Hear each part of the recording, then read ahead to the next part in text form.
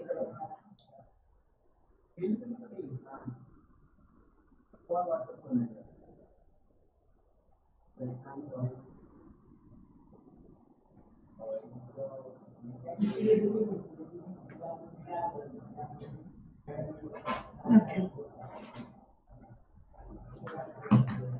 So please turn on your mic. Yeah. Okay. So good evening, good morning, sir. Good afternoon. Good afternoon, sir. So hello, viewers and IAS aspirant. I'm your host Vartika Tyagi, and welcome to the Career Talk Show once again.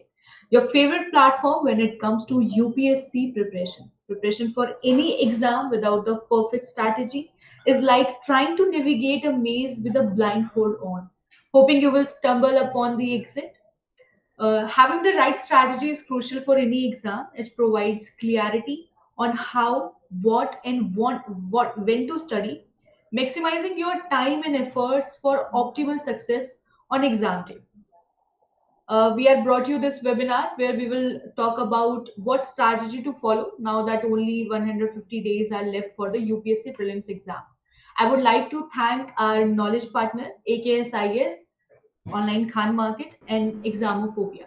I have with myself UPSC mentor who has dedicated more than 15 years in helping aspirant with their UPSC preparation. Currently teaching in AKS IAS, which is one of the most famous IAS coaching institution in Noida. Welcome, Dr. M.A.Srinivasan, sir. Our viewers have been very excited for this webinar, and I have been receiving so many questions from our viewers to ask you. But before we go there, I would like to ask some of my queries to you, if you will allow me. Yeah, please. Okay. So, sir, so my first question would be, as your subject is history, so my first question would be around that only. How can aspirant effectively leverage their time and resources with a focus on the history section to optimize their preparation and enhance their chances of success? So, good afternoon, viewers. This is a really, really important question for any student who is trying to get into civil services. Because without solving the history questions, you cannot get through prelims, mains, and interview. History, majority of us feel that history is there only in history subject. No, history is there in each and every component. For example, if you take general essay, what will be there? The first paragraph itself is the historical background of that issue. For example, if you are trying to talk about social issues, some social issue will be having the historical background or setup. Without talking it, you can't enter into the real topic of that present that question asked. Okay. Here the question comes. First question, wherever we go as history teachers, the first question is history is so vast, how to prepare? This is the first question. So let me answer this in a different way. History is vast, but it is not distant. Whose history we are talking about? We are studying the history of India, history of our people, history of us, to be very specific. The problem with understanding history is the pedagogy or the teaching method of history is so routine for time for since so many years that it is very, very boring. Like they'll ask you to remember the dates, remembering the names, battles. No, this is not history. History is something else. History is the continuity of our life through ages, very different facets and aspects of life. That is economic aspect, cultural aspect, religion, social, all these aspects put together is history. If you understand what exactly you will be tested in history, that is cultural component of history, mostly. It does not mean that they will not ask any question unrelated to culture. They'll be asking something related to polity, genealogy, or many things. But that is not the main component. Main component is to understand history in socio-economic and political perspective.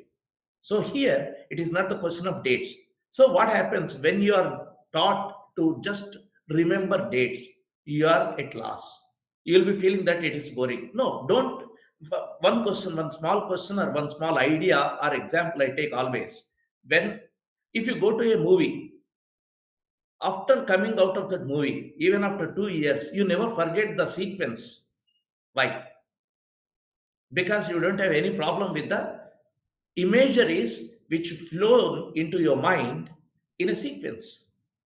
Even in the film, in the interval, you will not sit and write some notes till now what has happened, and after interval what is the first reel. No, you will not take notes, but you will never forget a film, including the songs, the tunes, because it is fixed in mind with all the imageries. History is one such subject. If you understand history through this understanding, through analogies, imageries, you will never forget. You should have your own screenplay when you study history. So, vastness can be encountered, vastness can be countered, vastness can be easily tackled with if you understand history as a story. If you have the sequence, you will never forget. And history is one such beautiful thing. It is like omnipotent one, omnipresent one. For example, as I said in the beginning itself, you have in prelims history component out of 150. Every year you get 18 to 20 questions in history, whether ancient, medieval, or modern. And again, in mains, you have general studies. In that, you have history, that is Indian history and world history too, in general history, in general studies.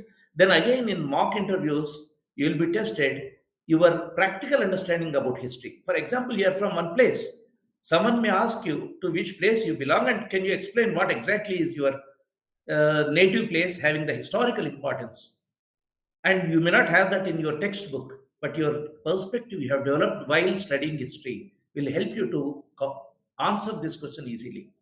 In general studies, in your prelims, in mains, everywhere there is history component. Together put, you can see at least 20 to 30% of the component in UPSC is history. Even in general essay, as I said, historical context is most important one. Without understanding historical context, you can't write anything. For example, you are writing about NATO or Ukraine crisis in international relations that dates back to post Second World War or Cold War period. This is part of your history. So, understanding history in right perspective is the right path to clear civil services. That's very engaging question by you, sir. Answered by you, sir. So my second question would be like preparing for UPSC exam can be stressful for aspirants. How would you guide aspirant in managing stress and maintaining mental well-being? Because mental well-being will be the first priority for many aspirants as they are preparing for a vast syllabus. First of all, stress is subjective. You can't measure it. Most of the times, what happens is you see the thing as so huge and big, you'll get tired. Forget about it. I never talk about the number of hours you prepare for civil services. I never talk about number of days or weeks or months or years you engage yourself for civil services. I only talk about the involvement of you in the preparation. What do you mean by involvement? Stress is always relative, as I said before. Now, coming to the time aspect of it, most of the students sit, and get bored, and finally they feel that we are stressed. We are overstretching ourselves in the preparation. Actually, you have your syllabus before you. You take it as something which you will be dissecting. Yeah, this point of time I'm going to talk about it, or think about it, or read about it. That's it. Don't ever try to make it bigger than your understanding. All the subjects, whether it is history, geography, economy, polity, or current affairs, or anything, I only prescribe one thing. I use the word prescribe very, very consciously, that you should thoroughly read whatever you have read at that point of time. That's it. If you are engaging yourself in the study for 2 hours, those 2 hours you should completely engage in that, and you should thoroughly read it, study it, and don't try to again revise it. If you have studied once, it's once for all, you are thorough in that. The next time you study the same topic, it should be something more bigger than what you have studied now, more deeper than what you have studied till now. Then what happens? Whatever time you have put in to study, will be more useful. And you feel satisfied that I have got something. Otherwise, what happens in general? You engage yourself, you sit for hours together, you have teas, and you burn the night candles like anything. And finally, if you have nothing in the brain, that too, then you feel stressed. Think that this is not 1 year program. Civil services is not 1 year program. It's very, very clear. Because though if you, for example, in the first attempt itself, you clear prelims and mains and interview, even if you get some job, unless and until you get IAS of your choice, of your state cadre or IAS, you are not going to stop. So it's not just 1 year task. It is 2 or 3 years. It is like marathon. In marathon, you will not run at the highest speed at the what you call shot of the gun.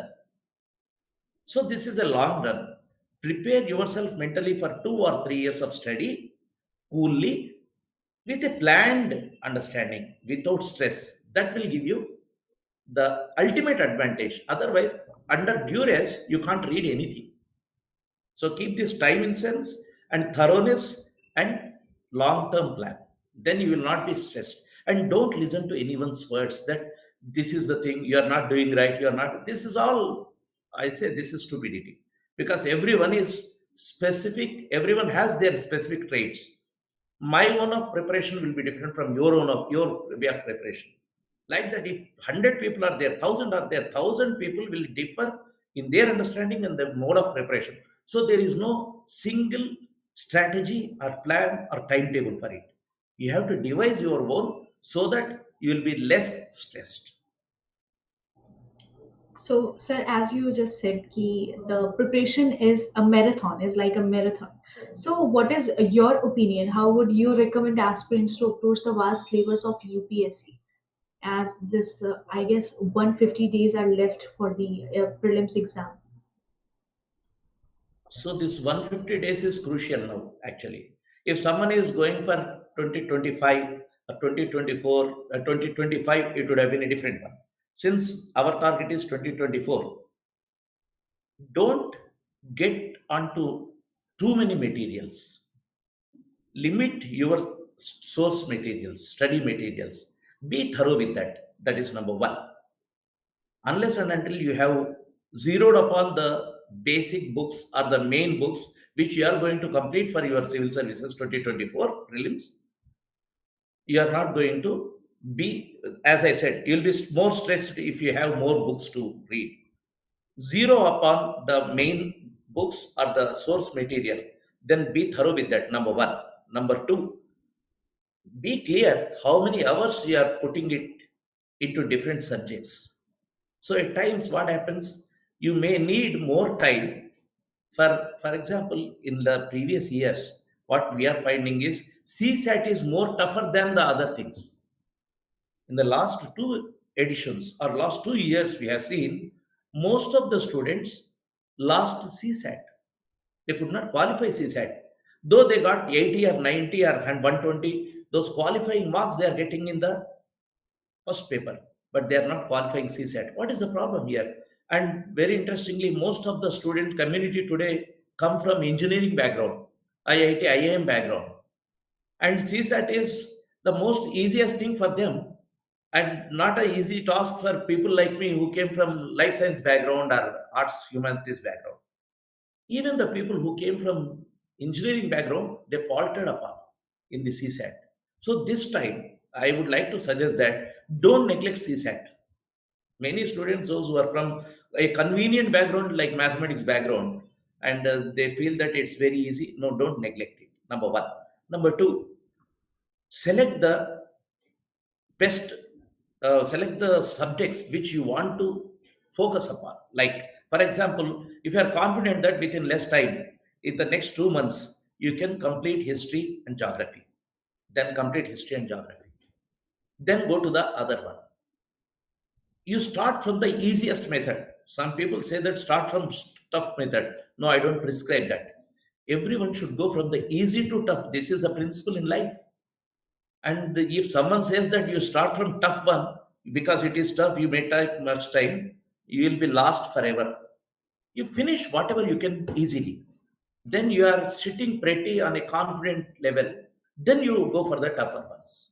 This is the easiest and logical and rational method to understand or to read. So these things, and there is another principle also. As an academician in history, I feel that unless and until you are thorough with geography, or you are well versed, or at least you have some basic knowledge of geography, you can't understand easily history. Otherwise, what will happen? Where do you locate? For example, if I say Tarangambadi, that was known as Tranquebar by the Europeans. Tarangambadi, if I say Tarangambadi, your GPS in mind should just zoom into Tamil Nadu. Understand? Otherwise, Tarangambadi will be like anything. It is like some Cape Town in South Africa or some other state, some other town in some other country. So, very interesting thing is, as an academician and who teaches history plus social sciences with a scientific approach in a better pedagogy, I feel that to understand polity, you should have better knowledge of history. To understand history, you should better knowledge of geography.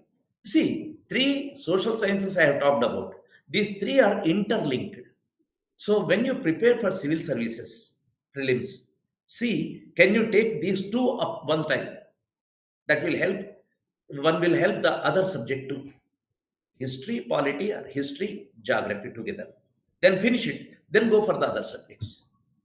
I'm prescribing a what you call a practical way to take the subjects. This is the combination. Very well said, sir. So, in what way can the understanding of archaeology enhance the aspirant's performance in the history section or in the prelims? Since my biodata has archaeology in it, you might have asked this question. Yes, sir. That Most is of right. the students in the coaching classes, they fear if you say archaeology because they don't know or they can't understand the relation between archaeology and history. Most of the questions of history are based on archaeology only. If I talk about one Ashokan pillar inscription, Ashokan pillar inscription is not, it did not come out of some other subject. It came because of archaeology itself. Otherwise, many sites. See, history and archaeology are there inseparable. You can't take out a site and say that we understood Harsha. If I'm talking about Harsha and Thane, sir, if many people from North India, they should be knowing about Thane, sir. Thane, sir is near Kurukshetra. It is a twin town of Kurukshetra. Kurukshetra, Thane, sir. These two are twin towns. And understanding Thane, sir, or these things is completely one thing. If you go to Thane, sir, you find the archaeological remains of Harsha ka Tilla bolte hain usko. Harsha ka Tilla is the archaeological site. Now, this is archaeology. Based on archaeology only, we are talking about this one. For example, in Indus Valley, the latest one, that is Rakhi Gadi. We are talking about Rakhi Gadi means it is because of the excavations we are talking. So we need not talk every time about this is archaeology, this is archaeology. But whatever you have got till date through inscriptions or the material evidences, all this is because of archaeology we are getting. So don't worry about it. Another thing, it's a very relevant question for anthropology too. So most of the students who take up anthropology as their optional, there is a section of it completely archaeology. That section deals with prehistoric times of India, that is Paleolith to Neolith, including megaliths and all these cultures, Zorwe culture, all these things, what you read in history is again asked in anthropology. And this is the archaeological component of history. And at the same time, that is in anthropology. So you see, archaeology is, you can't separate archaeology, it is not a different subject, but it is a foundation for history. So, my suggestion for all the aspirants is if you want to be thorough with the sites, Archaeological Survey of India is there, ASI site is there. All the prelim students, whenever they find time, just click on that. You have so many videos. Every site is explained with the historical context, very scientifically. Unlike the textbooks or the not textbooks, unlike the books you buy in the market, they might not be accurate, but ASI documentation, ASI's record is accurate. For example, Red Fort. What is the antiquity, or what is the first period you can have at Red Fort? If that is the case, go to ASI site, you will find the early historic evidences at Red Fort excavations, Red Fort in Delhi. Everyone see Red Fort as the Red Fort constructed by Mughal period. But if you go to Red Fort, that is an early historic period excavation is there. There we found early historic evidences. And this is the question you may get. So ASI is a source for it. So archaeology, don't think it's a subject completely different. It is a basis for history and part of anthropology too. Yes, sir. Indeed, the archaeology is the part of history and they are mostly correlated. So, once the prelims exams are over, what guidance would you offer aspirants in terms of transitioning to the mains preparation phase and sustaining momentum for the entire exam process? Major problem with most of the students is understanding the exam in toto itself. What do I mean in toto? See, most of the students, they think that prelims is different and mains is different. Once we get through prelims, we can clear mains. This understanding is because of the lack of awareness in the subject.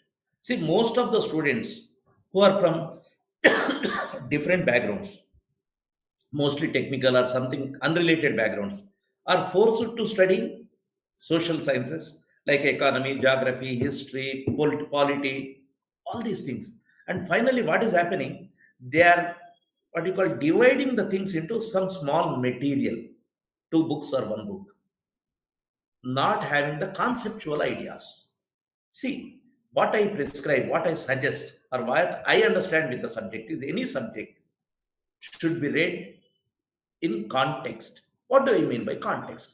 Context means when you read some topic, the conceptual aspect of that topic should be understood first. That conceptual aspect will make you thorough with the holistic approach towards the subject. If you understand the concept, number of bits may differ from 100 to 200 or 50 to 70. It is not a big issue. You can remember them. But concept is most important. For example, you take Indus Valley civilization. What is it? At the outset, in one word, if anyone asks you, we say that that is a first urbanization. What is Vedic? This is a rural civilization. Then again, what is Mahajanapada phase or Magad? This is second stage of urbanization. If you have a topic, you should have the broadest aspect or the characteristic of that topic. Then you can go into dive into that subject, dive into the topic with more number of points. So my approach to civil services, not prelims and mains, is study with conceptual understanding. Concept will take you to the correct answer in what you call removing or deleting the wrong answers in MCQs. Most of the MCQs are very, very tough. You may feel that at least two answers are right, not one. If you don't have the conceptual clarity, there you'll be stuck in one or two. That is number one. Number two, if you don't have conceptual clarity, putting all the number of bits related to the topic in mains in descriptive answer will not serve the purpose. The papers will be checked with an analytical perspective. For example, if someone is talking about, again, I am taking the Indus Valley itself because this is the first topic, bigger topic. Indus Valley religion. If we are putting all bullet points and they say that this is Indus Valley religion, you may get mediocre marks. You will not stand a chance in clearing the mains. You should be analytical in arguing the question. That is why you look at the mains paper. Every question will have the last sentence: elucidate, explain, critically analyze. Why they have given these words? They are asking you to critically analyze. They are not asking you whatever you know about this topic, put it in bullet points. They are asking you to critically analyze. You may not put number of points, but your critical analysis, your evaluation. This is also another word: evaluate, critically analyze, elucidate, examine. This is the core of the question. So, if you have to answer this way, you should have the conceptual clarity. So, prelims to mains, you should have the conceptual clarity on the topic. Otherwise, you might clear prelims by hook or crook because I feel that prelims is a matter of chance. Mains is the matter of choice. This is a very, very conceptual understanding I have developed. You can take this. And if anyone has to discuss this, I am ready to. Because in prelims, let me explain. In prelims, each subject might have 5,000 strong questions. Put it in some number way. So 5 or 6 topics. 6 into 500, 6 into 500 strong or 1000, you can say 1000 bits. 6 into 1000, 6,000 number of bits are there. How many bits you have to resolve in your prelims? It is hardly 120 because other things are mental ability and other things. So 150 you can say. Forget, sorry, in this you don't have. So 150 out of 6,000, 150 bits.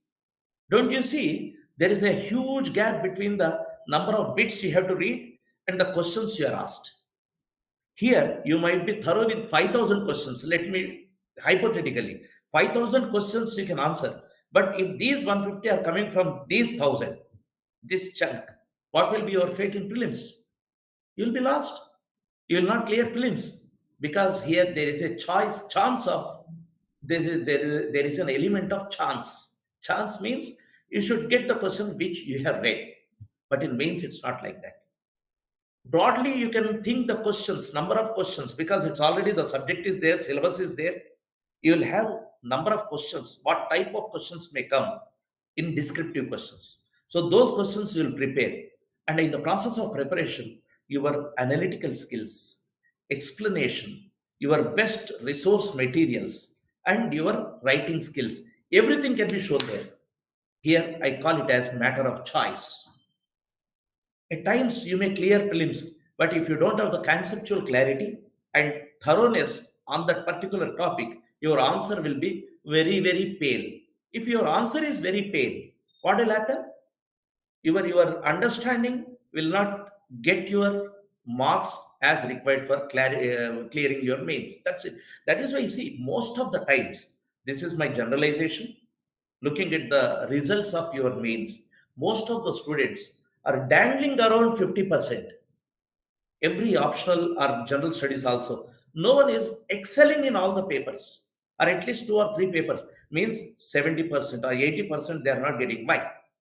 Because materials or resources or the source materials are one and the same for all the students, and type of answering is thinking is the same, critical analysis is same. So how can you expect best marks out of the others?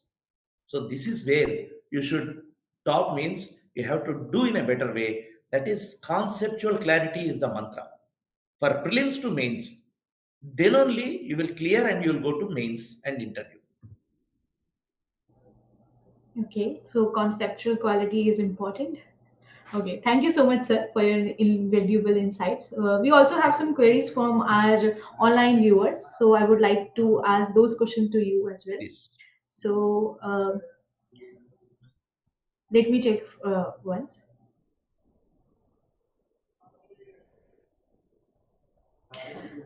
Sir, our one online aspirant is asking, what is the success rate of first-time aspirant? First time, actually, now it is very less. Previously means 20 years back, it was not like that. Let me explain why. Previously, people from different streams like MA, MCom, MSc, pure sciences, everyone used to write civil services. Then, level playing field was one and the same for all. They'll be studying at the same. Now, what happened is, especially a CSAT like question paper, you have to answer this. This is a very tough one. So, people from other streams are not comfortable with this at the same time. This first time means everyone is the what you call in the past 20 years, our education system has collapsed in such a way that I'm really sorry to say this. Our education system is so collapsed, no one is having the holistic approach to the subject. That is why, though you get 10 out of 10, your score is A plus, A plus, A plus. Come out of your 10th class, come to sciences, then finally again come to coaching center. You don't remember anything which you have studied in your 10th class. Till 10th class, you have studied history. Most of the times I found that except Ashoka has planted trees, nothing has remained in their brains in history. Now we have to start from the beginning scratch. So that is why what is happening, so much of rat race in all the competitive examinations after plus two, that is MSETs or IITs, JEEs, and all those things. People completely are into that rat race, and no one is bothered about what is the holistic approach towards society. So that is why what is happening, current affairs has become a subject. This is a tragedy. Current affairs, how can current affairs become a subject? Current affairs is current affairs. If you go to any rural area, any village, those who read newspapers at the tea stalls, they know more things in current affairs than the civil service aspirants today. That is a tragedy. Why? Because no one reads newspapers. If you don't read newspaper, how can you expect that you can answer current affairs in a better way? That is number one. Number two, no holistic approach to the subject in the entire education system for the past 20 years. So I'm saying it with clarity because when I faced civil services, I attempted only once and went up to interview. Later, I thought that I want to continue in academics, so I did not genuinely. So the first attempt itself, I cleared my prelims, went to mains, then went to interview. How could this happen? Because our approach was completely different. Our holistic approach towards society, studies, this is the one. Now, because we are completely streamlined in a negative way, streamlining is a positive way too, but streamlined in a negative way into your subjects for the past 2 years plus 3 years, that is 3 or 4. So 6 years, you don't have much knowledge about society, much knowledge about other social sciences. Finally, what you have to do is you have to start from scratch and come to the institutions or study on yourself, and success rate is less on the first time. But if you fulfill the criteria what I have said, it is not first or second attempt, it is your holistic approach towards society and subjects will get you success. It can happen in first attempt itself. Okay, thank you so much, sir. Is it So the is it clear what I have conveyed? yeah, yes, sir. So, sir, the second question is how to handle negative marking in the UPSC prelims exam. Again, this answer goes to my conceptual clarity. If you have conceptual clarity, you will have less negative marks. If you don't have conceptual clarity, if you just by hearted the bits, there is scope of negative, you scope of falling a victim to negative marking. Because if you have conceptual clarity, at least you can eliminate the possible wrong answers. Take this, possible wrong answers or possible right answers. Why I have used this possible means if you don't know the answer thoroughly, perfectly, then the question comes whether I can go for what you call go for some random thinking. There, this possible negative, possible wrong, or possible right answer. This is very, very important. What do I say about possible? Why I said possible? If you have conceptual clarity, you can feel that this answer could not be right or should not be right. So conceptual clarity is the only thing. So don't ever attempt to do all the things without knowing, because chances are very high that your negative marking will overshadow your correct answers. But conceptual clarity will definitely, if you don't have a problem. One more trick I tell you: if you are from Hindi states, because you have English and Hindi both sides, you read, if you don't get clarity on the in the question, if it is English paper, if you are English medium, from English medium, read Hindi one also. That language aspect is very, very, what you call, useful. Sometimes the word in Hindi may explain what exactly is it. In English you might not be knowing it. If you are well conversant in English and not Hindi, then if you are from English Hindi medium but still, that is why this checking in both the languages may help you in going to the possible answer, which is right or wrong. But remember, there is always the element of possible only. But the best thing is conceptual clarity will help. Don't try to put all the questions. You will definitely lose. Okay. So there one more question is to how to prepare art and culture for UPSC and CSE and how many questions are asked. There is no specific formula. For example, first you think about history itself. Lot of times I hear from the some teachers and students say that no, modern is important. You should prepare with modern history more than ancient is very less, medieval okay. This formula is really a wrong formula. If someone says, don't listen to them.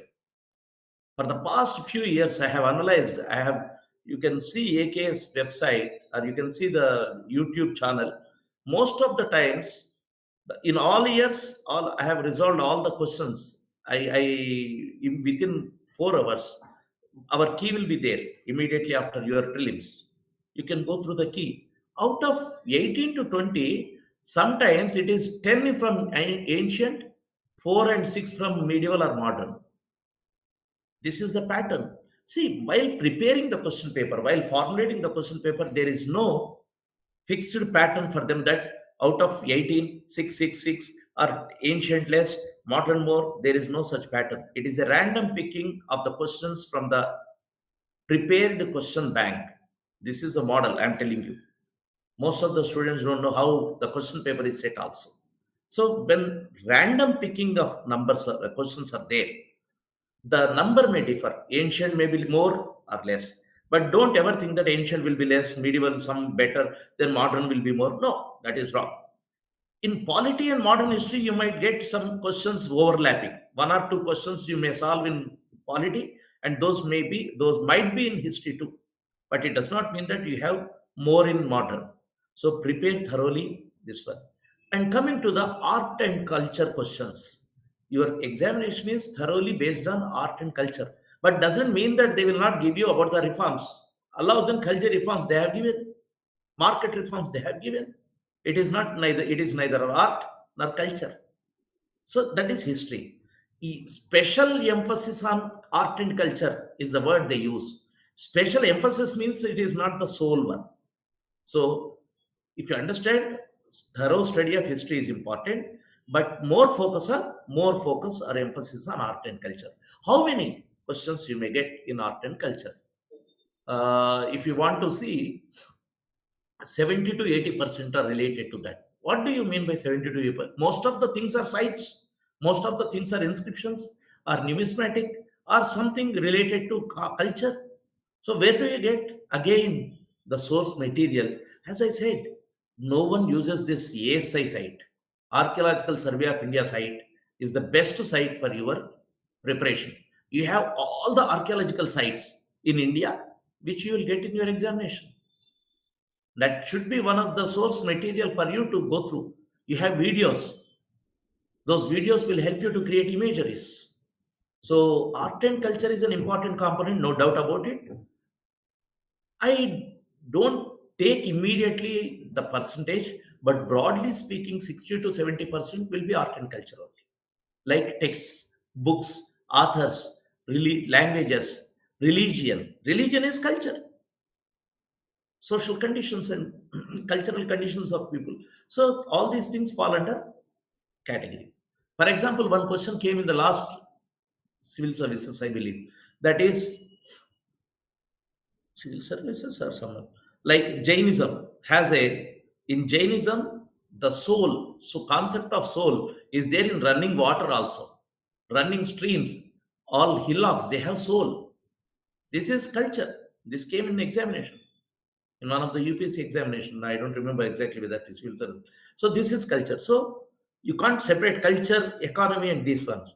Read thoroughly with understanding of cultural facets of the period. Like As you said that ASI play a very vital role in the preparation, and self-study plays a very big role in that. So, what in your opinion, what do you think? Coaching institute are providing enough material and enough, you know, a direction to a aspirant. So, one of the aspirant is asking, is coaching necessary for UPSC CSC exam? Coaching is coaching institution is like taking help, additional help for the preparation. If you are confident enough, and if you are what you call confident enough to choose the right sources, right method, right understanding. For example, most of the people listen to the YouTube channels. When you listen to YouTube, there are good YouTube channels, bad YouTube channels. If you are confident about picking the right material, right sources, then I don't mind. But otherwise, teaching is always an additional support for you because after some time, after reading for a few hours or few days or few months, you may lose the track. You'll be routine, your study will be routine. But when you listen to someone, whether online, offline, or YouTube, free of cost, I don't mind. That interaction, we call it as samvad or dialogue between the teacher and student. Though you may not ask question, but the questions raised in your head is the samvad between the teacher and the student, between the class and the student. That helps you. So in that way, there is no hard and fast rule that no need of coaching. At the same time, we can't say that coaching is a must. That all depends on how best you can judge yourself. Okay. So, sir, as you have experience of many years and you're currently teaching AKS IAS, what do you think? What AKS IAS is providing to aspirants? What they need? I think it's 41 minutes since I'm talking. Yeah, All these 41 minutes, I never spoke about shortcuts. exactly. I never spoke about by hearting things. I never spoke about, yeah, it's very easy to get through civil services just like this. I said there is some plan. I said there should be some clarity. I said there should be some proper understanding. I said you should have conceptual clarity. What does all this mean? All this is nothing but the pedagogy we offer here in AKSIs. What do you mean by pedagogy? The approach, the teacher's approach towards the subject. Now forget about the student here. This is again here the teacher's approach to the subject is very, very important. Unless and until the approach of the teacher is correct, perfect towards the students, towards the subject, they can't cater. See, coming and talking about Indus Valley civilization, as you know, is different. Coming and talking about Indus Valley civilization as they require is different. At the same time, you should not compromise on the subject. At the same time, standards of the students in classroom, there are three types of students always. This is a very, very common phenomenon which I have faced. A section will be there, those who have read are very sharp to catch the things immediately and they proceed very fast. Middle section will be there, this is a very big chunk, large one. We have to carry them along with. We have to talk specificities and basic points also at times. And last section is a bit, I'm not saying backward, I'm not saying that they're not intelligent, but they require some more time to cope up with things. But whom you are catering here? It is the majority of the sections we have to cater in the classroom. Then automatically the sections which are not able to understand immediately, in the process they will also raise their level of consciousness, they will also raise their understanding, then they can also be taken along with. So this is the method we approach here. That is why I said conceptual clarity and pedagogy, these are the two important things for any institution. Number of bits, I don't think that it coaching center can give, because there are so many book centers, so many guides, so many books. If you buy all these books, it will be just around 10,000 or 20,000, not more than that, if you get all the books also, which costs much lesser than a coaching institute. But do you keeping those books with you, will it help in understanding all the subjects and all the questions with conceptual clarity? No. This is where the teaching stands in between the student and and the institution. Yeah. Thank you so much, sir. Thank you so much. As we are on the way to wrap up this webinar, I would I would like to ask you, what is your opinion to our aspirants? What do you want to say? If you want to say anything to them. Definitely. See, first thing is be cool. This is the first and foremost thing. Never feel stressed because, see, by stressing or stretching yourself, what are you doing? You are harming yourself. You will never get any subject if stress like physical exercise. For example, if you are walking, if you are running for 1 kilometer a day today, tomorrow or after 1 week, we'll ask to improvise it. We have to stretch ourselves physically. But here in mental things, I don't call you for stretching. Whatever you do, do it in a cool way, better way. You have your plan. Today I will read only this topic. That's it. Don't worry. Don't feel bad when you sleep. The main principle is when you go to bed with a satisfaction that today I have learned this. That's it. Then the next morning will be far better than yesterday because your orientation is towards learning. See, ultimately, what exactly is the thing? Most of the students worry about the marks. See, sometimes we have test series in descriptive. When they get descriptive answers, we correct it. I correct it. And I never give marks to them in descriptive. I say that these are the problems. Correct it. You rectify these things. Then they'll ask, how many marks you give to me, sir? Even in mock interview, they ask me, in many marks for the past 8 years or so we are regularly doing mock interviews for civil services and you can see so many people who are successful and ias ips ifs are there irs are there. They are from our institute who attended our mock interviews also. After completion of mock interview, when you switch off the recording, they ask how many marks you'll give to me, sir. No, I don't say I don't give any marks today because this is a relative thing. I might give you 180 out of 250 to you, but it does not mean that your understanding is the same thing. On the day of examination, on the day of interview, you may get more or less. So don't worry about marks. Your knowledge is ultimate, marks are the byproduct.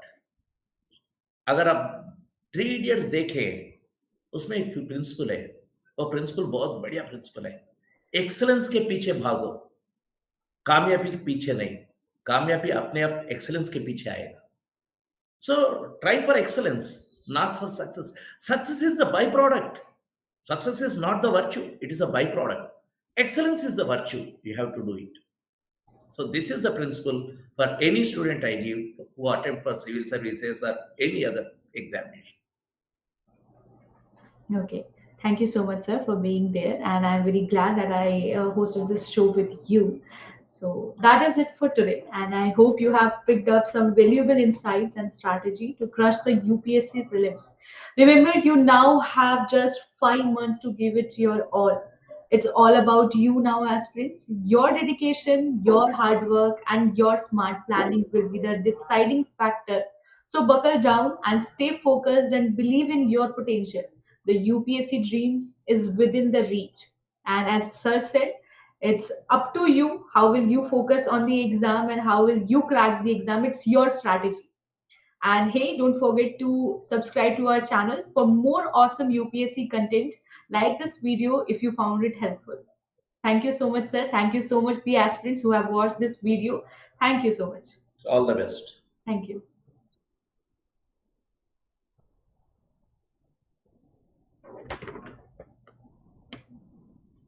Sir, you can exit the. Yeah. Yeah.